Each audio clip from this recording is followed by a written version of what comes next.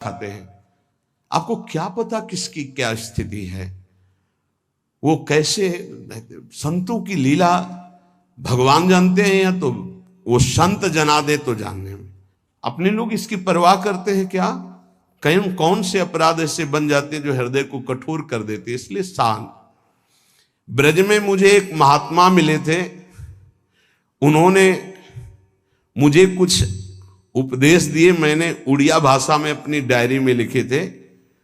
उन्होंने उपदेश दिए कि अगर ये आपके अंदर भाव आ जाएगा, लक्षण आ जाएंगे, तो आपको भगवान अपनी तरफ से आके दर्शन दे देंगे।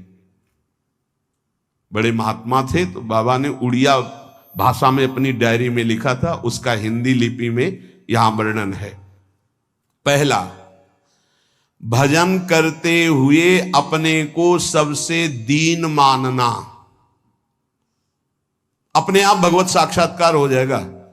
भजन करते हुए अपने को सबसे दीन मानना, इससे कोई अपराध ही नहीं बनेगा, कोई अपराध नहीं बनेगा। लिख लेना चाहिए।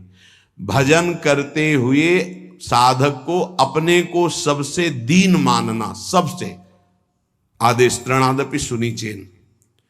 दूसरा, किसी से भी कपट पूर्वक वार्ता व्यवहार ना करना।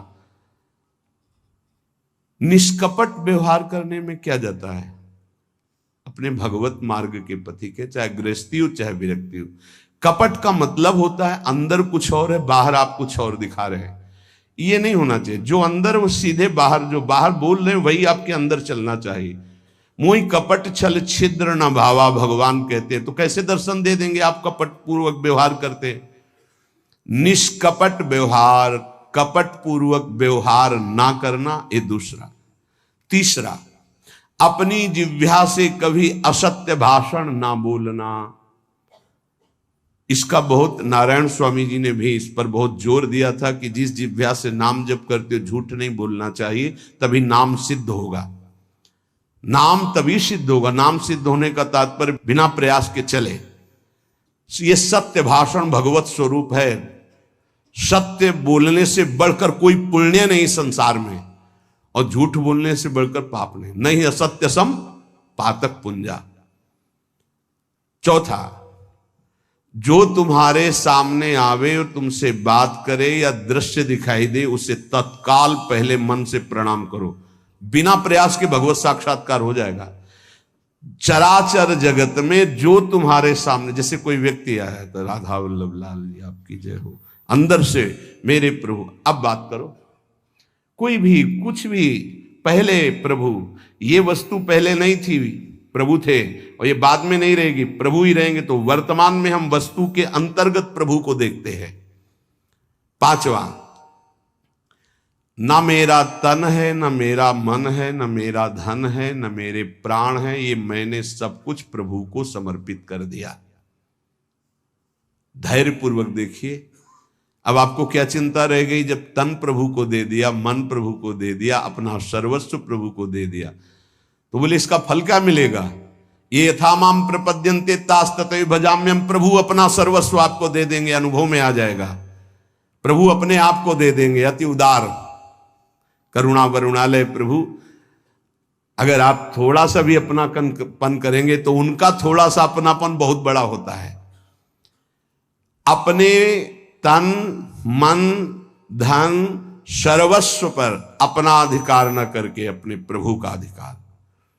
छठवां, एकमात्र पूर्ण श्रद्धा अपने आराध्य देव में, मेरी लाडली, मेरे प्रियालाल।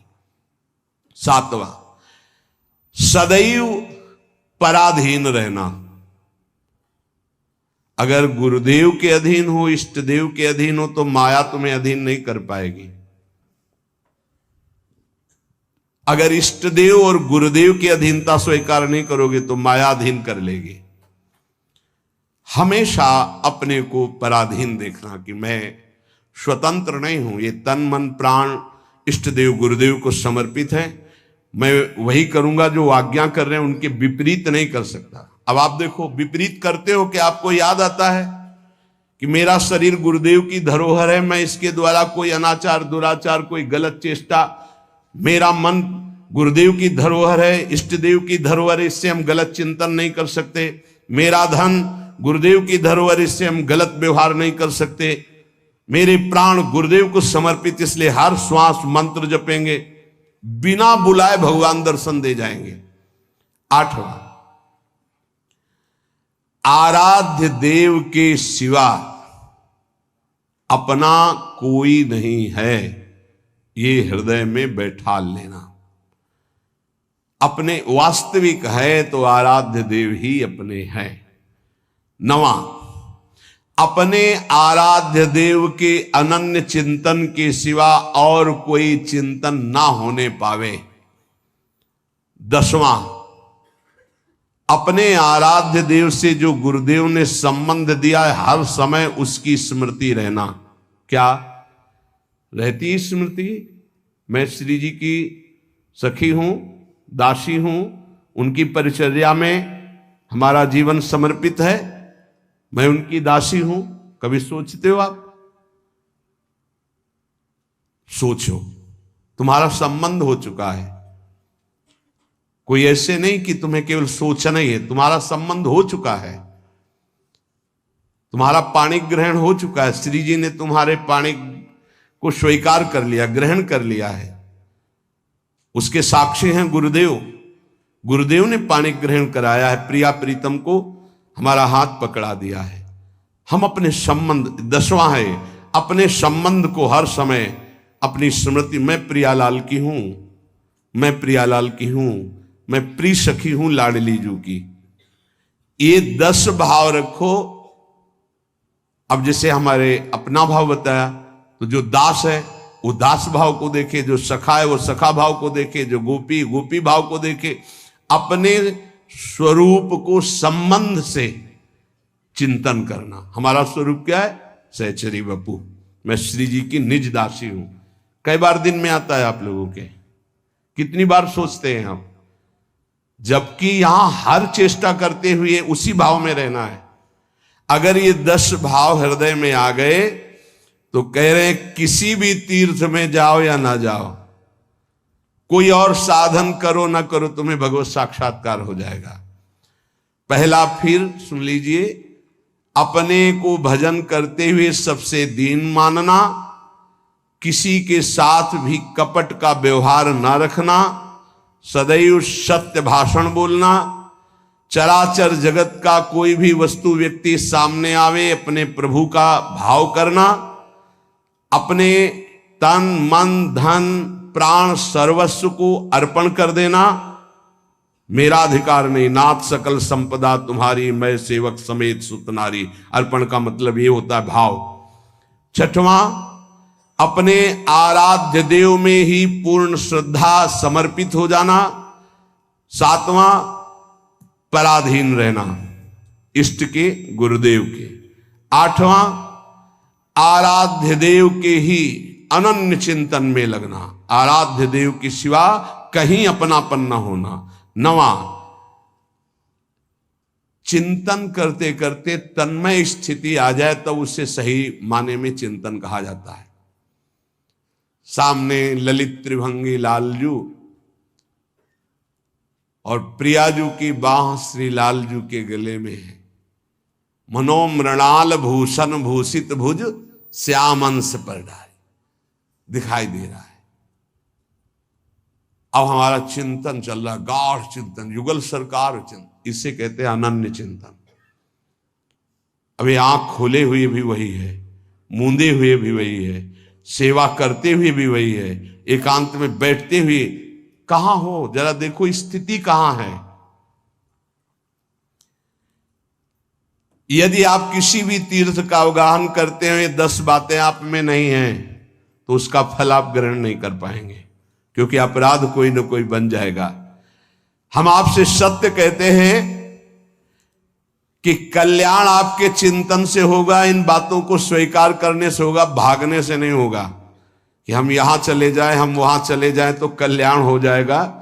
अगर आपका आंतरिक चिंतन इन बातों में है तो आपके अंदर वो सामर्थ्य जागृत हो जाएगी कि आप प्रभु को देख सकते हैं। इसलिए जो सत्संग है उसे बार बार सुना जाए, उसका मनन किया जाए और अपने हृदय में धारण किया जाए तो हमारा इसी जन्म में अंतिम जन्म माना जाएगा और भगवत साक्षात्कार हो जाएगा। जहां तक गुरु कृपा से प्रयास है, कथन श्रवण करके यही प्रयास है कि संसार की असत वृत्तियां छूटे और भगवत प्राप्ति हो जाए। हमें भी, आप सबको भी। जिनको ये नहीं चाहिए तो भूल मत करना, यहां कुछ लाभ नहीं मिल पाएगा, यहां नहीं मिल पाएगा। यहां लाभ अगर मिल पाना है तो एकमात्र अध्यात्म का लाभ मिल सकता है।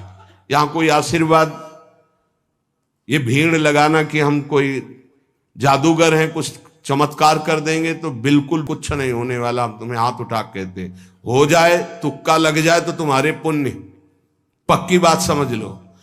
तुक्का लग जाए कि आप कामना करके आए, कामना की पूर्ति हो गई तो आपके पुण्य, हमारा कोई उसमें लेस मात्र भी सहयोग नहीं है।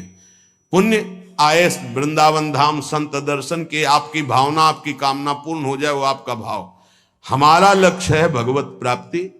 अगर आपके हृदय में भगवत प्राप्ति की लालसा है और आप आगे बढ़ रहे हो तो हम हृदय से आपका स्वागत करते हैं और हमारी प्रियालाल की कृपा वृत्ति आपको उठाती चली जाए और आप इस संसार, राग, आसक्ति, ममता, चिंता, शोक, मृत्यु, भय, इससे ऊपर उठे।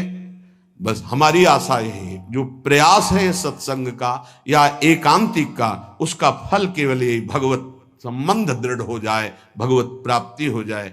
और जिसको ये लक्ष्य नहीं है तो हमें लगता है कि समय बर्बाद ना करे, दूसरी जगह खोज ले जहां उसकी मनोकामनाएं पूर्ण होंगी। यहां नहीं हो सकती। बिल्कुल समझ लीजिए, यहां कामनाओं का नाश होता है, कामनाओं की पूर्णता नहीं। यहां कामनाओं की निवृत्ति होती, कामनाओं की पूर्ति नहीं। यहां यदि हम कामनाओं की पूर्ति की भावना लेकर के आएंगे तो शायद है कि तुम्हें असंतोष हो जाए। बिल्कुल पक्की बात समझो। और कामनाएं अगर पूर्ण होती हैं तो वो कोई खास बात नहीं है।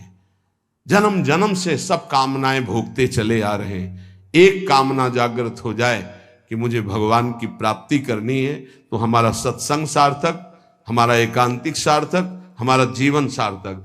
इस संसार का नाम मृत्यु लोक है, यहां सबको मरना है।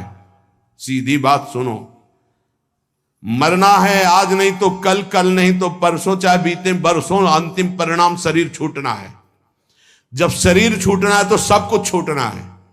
तो इसलिए हम इसका महत्व नहीं रखते। दुख सुख भोग कर समय काट लो, राधा राधा राधा बोलो और जन्म जन्मांतरों के पापों का नाश करके परमानंद में निमग्न हो जाओ। हमारा लक्ष्य यही है।